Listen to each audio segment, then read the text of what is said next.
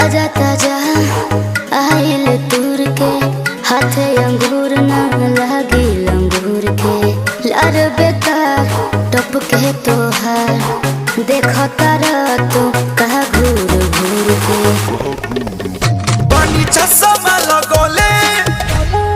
अच्छा बनी चश्मा लगोले दूरबीन जइसन हारमोनिया बजावतनी बीन जइसन हाके नाच रे पतर की नागिन जइसन तया के नाच रे पतर की नागिन जइसन।